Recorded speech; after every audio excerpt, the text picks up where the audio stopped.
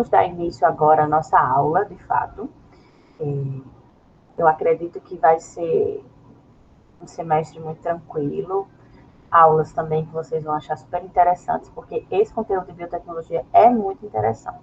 E se vocês tiverem alguma dúvida, vocês podem me interromper a qualquer momento. Eu só peço que vocês liguem o fone, porque às vezes eu não consigo detectar que vocês colocaram uma mensagem. Às vezes vem o sinal sonoro da mensagem, aí eu paro e vejo.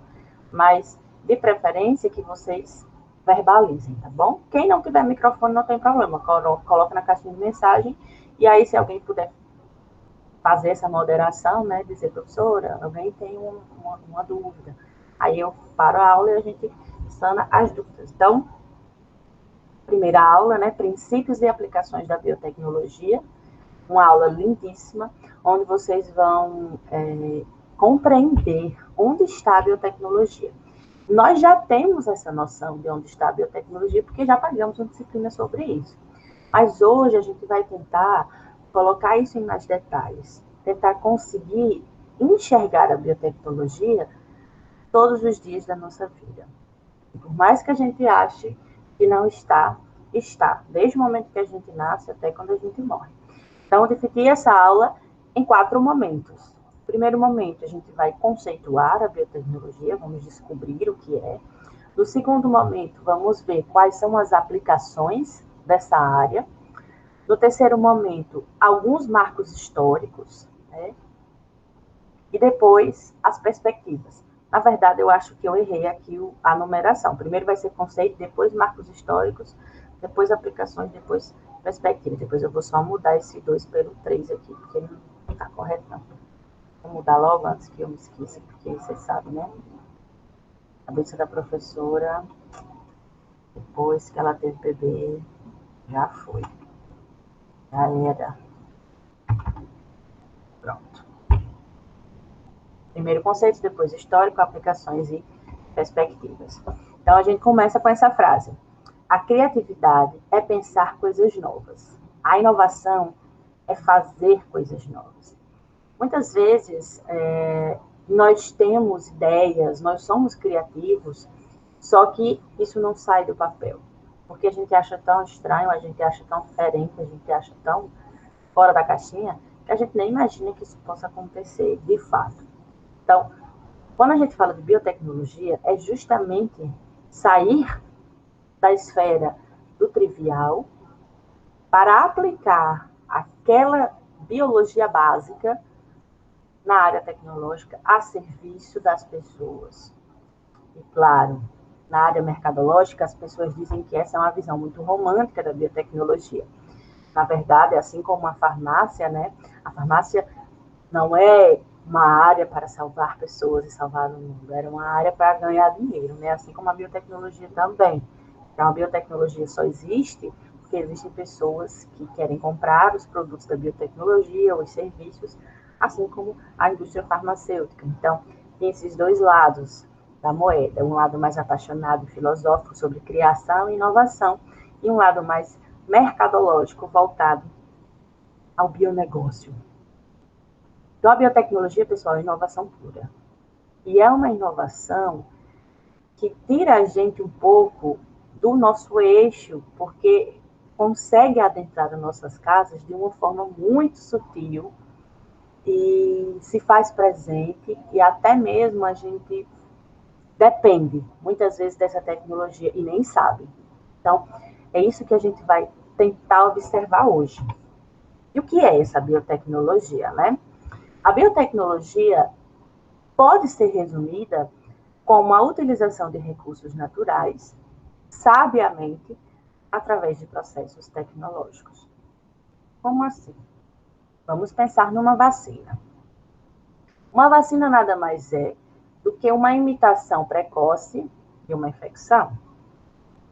Então, para que eu saiba formular uma vacina, eu tenho que ter um conhecimento intrínseco sobre a fisiologia do organismo que vai receber essa vacina e a fisiologia do organismo que vai causar a resposta imune naquele organismo. Além disso, eu tenho que ter todos os ensaios de toxicidade, tenho que ter todo um conjunto de saberes, que são saberes que a gente assimila lá no P1, no P2, no P3, e que são aplicados para o resto da nossa vida. Biotecnologia, tanto a moderna, a contemporânea, quanto a tradicional, ela trabalha utilizando o que existe na natureza de forma sábia, de forma inteligente, de forma que a gente consiga extrair daquela natureza tudo o que ela pode nos fornecer, de uma forma muito inteligente e perspicaz, né? Então, vamos entender um pouquinho com esse trecho aqui desse livro, Biotecnologia, Estado da Arte e Aplicações na Agropecuária, de Faleiro e Andrade. Ele diz que biotecnologia, conceitualmente, é a união da biologia com a tecnologia.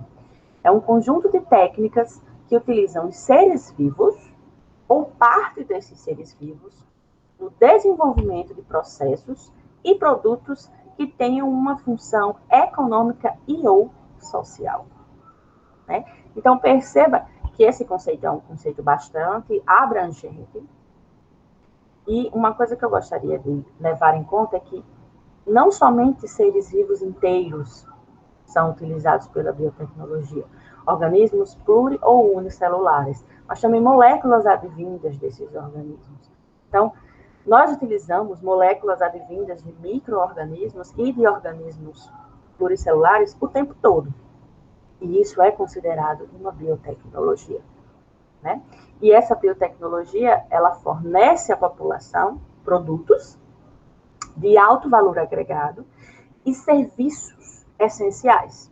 E sem essa biotecnologia, sem esse conhecimento intrínseco da biologia, do meio ambiente, da fisiologia, da bioquímica, aliado, né, à tecnologia, ao conhecimento e a perspicácia de transformar aquilo que é trivial em um bem, um serviço, um produto, a gente não iria para frente, né? Nossa sociedade ela não evoluiria. E existem alguns marcos históricos que fizeram com que a biotecnologia trouxesse a gente nesse patamar em que a gente está, né?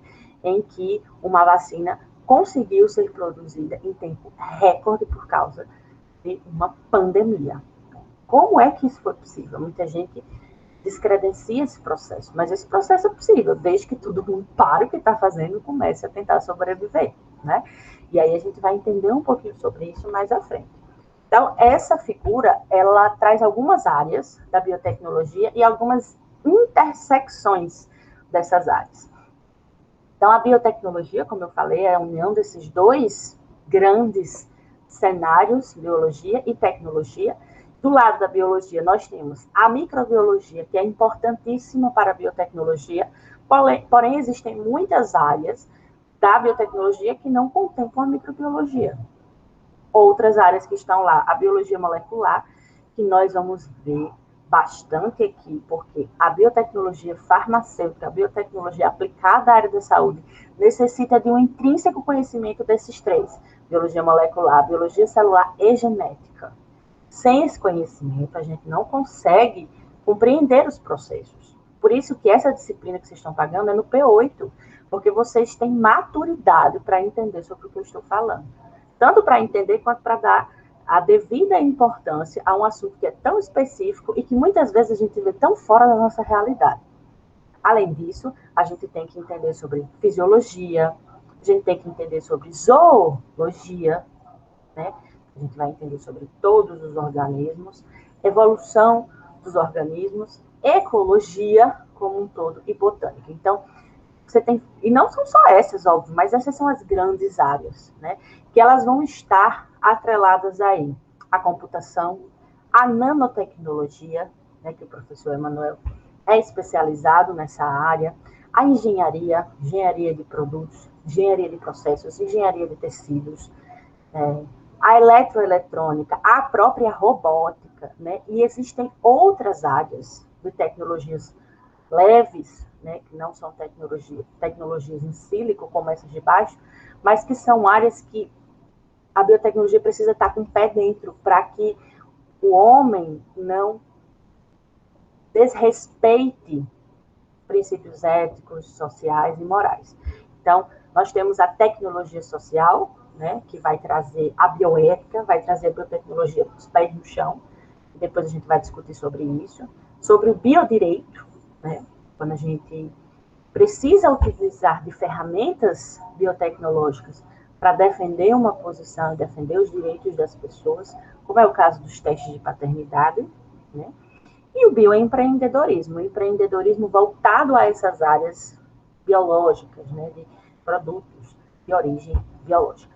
Então, você veja que a biotecnologia é uma junção de fatores que aparentemente são dicotômicos, mas que, na verdade, eles são muito fáceis de serem unidos e trazem para a gente o inimaginável, o impensável, o extraordinário.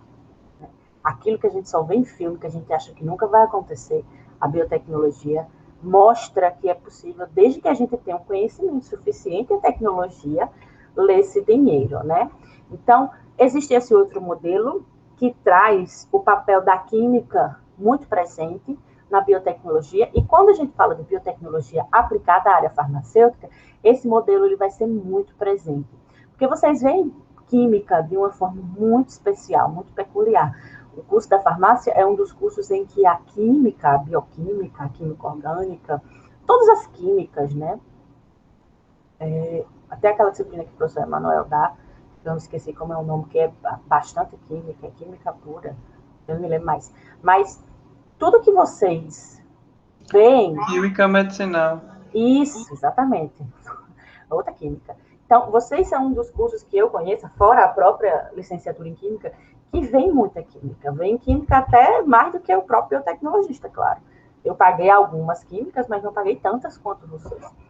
E o que a gente percebe é que quando se encaixa aqui na biotecnologia aplicada à farmácia, a gente tem a química industrial muito forte, que aí está atrelado, além da biologia, a química e a engenharia bioquímica e a biologia molecular. Gente, esses são, de fato, os 3 pilares hoje da biotecnologia industrial. E é por isso que biotecnologia industrial voltada à saúde, né? E é por isso que muito do que a gente vai ver no nosso cronograma, ele é basicamente esse amarelo, esse roxo e esse rosa. É basicamente isso. Porque é, de fato, o que segura e o que proporciona a produção de medicamentos, a produção de biomoléculas, anticorpos monoclonais, coisas que a gente nunca imaginaria que ia acontecer.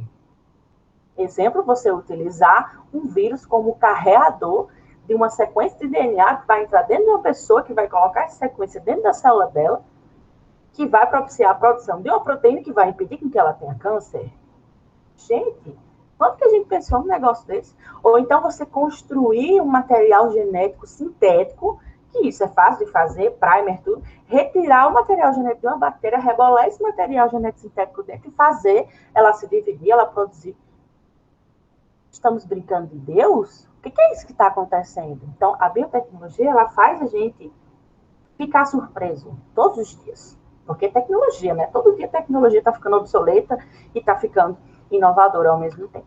Então, aqui a gente vai perceber, né, esses aspectos fantásticos e extraordinários. E eu falo assim com muita paixão, porque eu sou muito apaixonada pela minha profissão, apesar do campo de trabalho hoje na minha cidade ser restrito, mas eu amo muito. Por isso que eu falo tão empolgada. Então, aqui,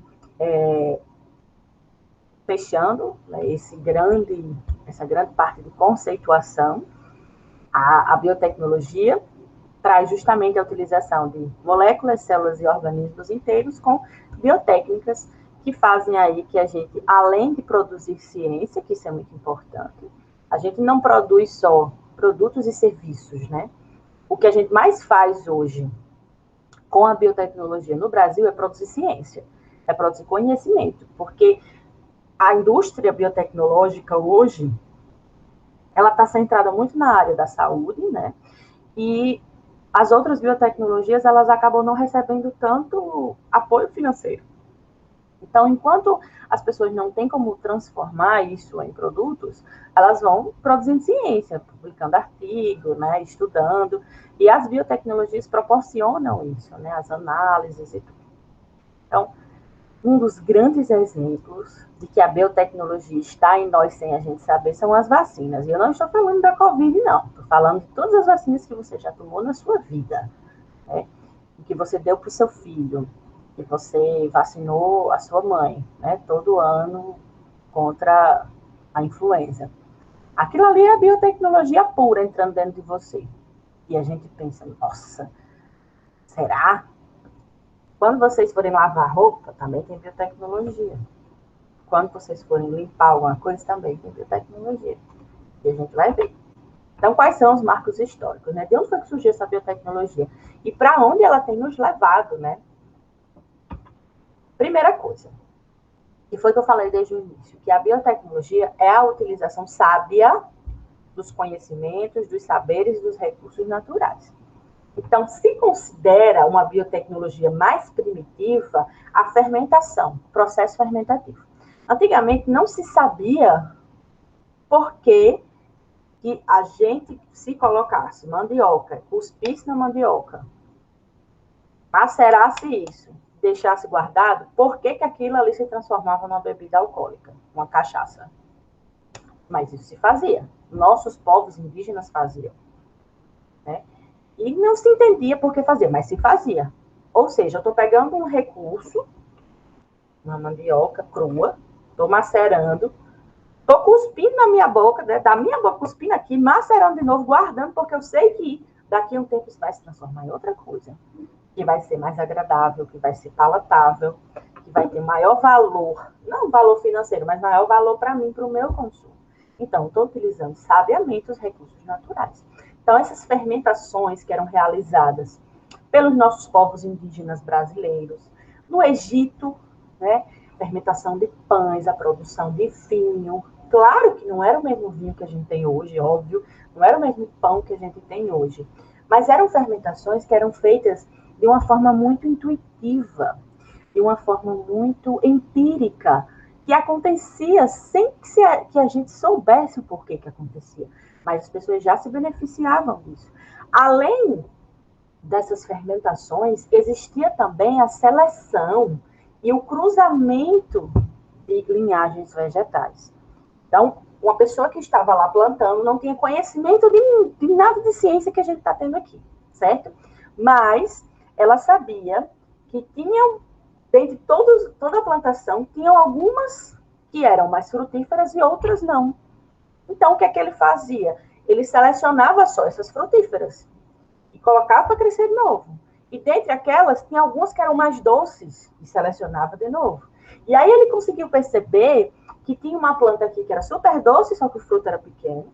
Tinha outra aqui que era super frondosa, os frutos enormes, só que os frutos não eram tão saborosos. Então ele começou a cruzar isso, começou a polinizar uma com a outra e descobriu que ele podia fazer esse mix, essa remixagem, né, de genes. E aí, meu Deus, melhoramento vegetal tradicional, biotecnologia. Então, já se fazia isso. Até na própria pecuária, né? Essa vaca é uma vaca leiteira, maravilhosa, olha, ele dá muito leite, super produtiva. E esse boi aqui é um boi que tem um porte muito legal, é um boi que é forte, né? Que é muito bom para essa parte da lavoura.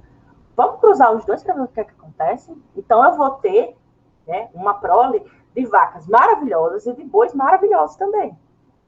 Então, esse conhecimento popular, esse conhecimento empírico, ele já era sinais da biotecnologia.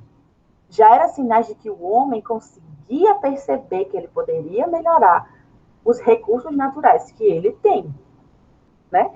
Então, antes, né, de uma forma muito primitiva, já era feito isso, antes de Cristo.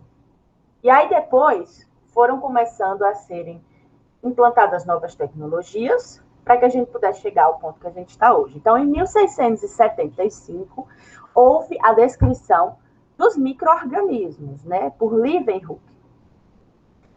um microscópio e tudo, ele conseguiu ver aquilo que ele chamava de animáculos.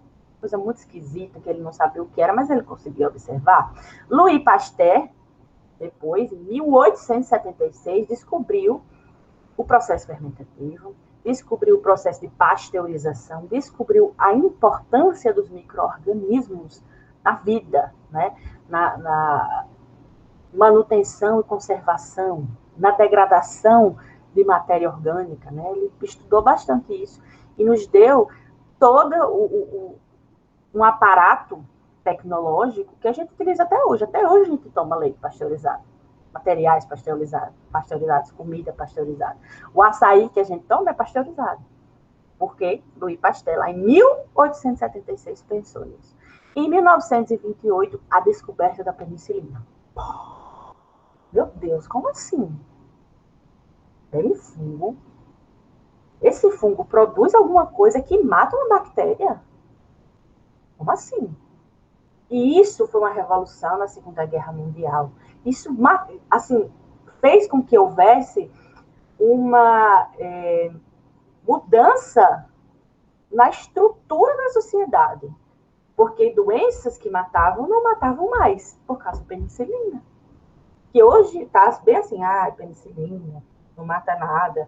Mas a penicilina era tudo naquela época. Era a diferença entre a vida e a morte. Então, Alexander Fleming tem esse papel importantíssimo na descoberta desses antibióticos, desses antimicrobianos, né, advindos de fontes naturais. E aí, o grande marco, um dos maiores marcos de todos os tempos da biotecnologia foi o desvendar da estrutura da molécula de DNA, em 1953, por Watson e Crick. Watson e Crick, que a gente sabe hoje que quem fez parte desse trabalho e quem realmente colocou a mão na massa foi uma moça chamada Rosalind Franklin.